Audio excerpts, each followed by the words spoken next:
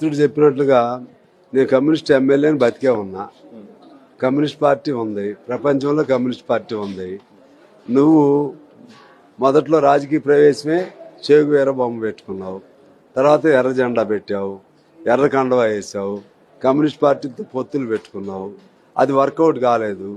ఎర్ర కండువా తీసి ఇప్పుడు కాషాయం కండ వేసుకుంటున్నావు.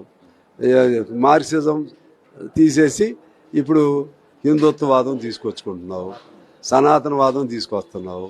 అందుకని రకరకాలుగా మాట్లాడుతున్నాడు, రకరకాలుగా మారుతున్నాడు, అనవసర ఆవేశం చూపెడుతున్నాడు, ఒక అపరిచితులాగా చూస్తూ ఉన్నాడు మనిషి. ఇప్పుడు వచ్చి సందర్భం ఏమైనా ఉందా? కమ్యూనిస్టులు అనే సందర్భం ఏడా? నువ్వు అసలు వచ్చింది ఏ తారీఖున వచ్చావు? ఏడికి రావటం తప్పని కదా, ఎవరు ఎక్కడికైనా తిరగాలి. కమ్యూనిస్టులుగా మేము అంతర్జాతీయవాదులు, నువ్వు అన్నట్టు ప్రాంతీయవాదం కాదు. వాళ్ళ ప్రాంతీయవాదం మాకెందుకు అప్పచెప్పావు? ఇప్పుడు మేమెవరు ఏమన్నాం?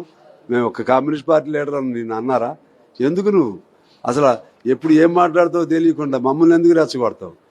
మీరు అనవసరం మమ్మల్ని కూడా ఎందుకు రెచ్చగొట్టుకుని నన్ను వచ్చి ఏ రోజు వచ్చావు చెప్పు.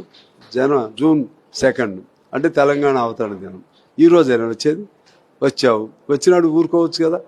వచ్చి అన్నదమ్ములా కలిసి ఉందాం, మీ అవతరణ దినోత్సవాన్ని మేము స్వాగతం ఇస్తున్నాం, ఈ అవతరణ మంచిదే, అప్పుడు ఏ గొడవలైనా సరే కలిసి ఉందాం అని ఎందుకు చెప్పలేను?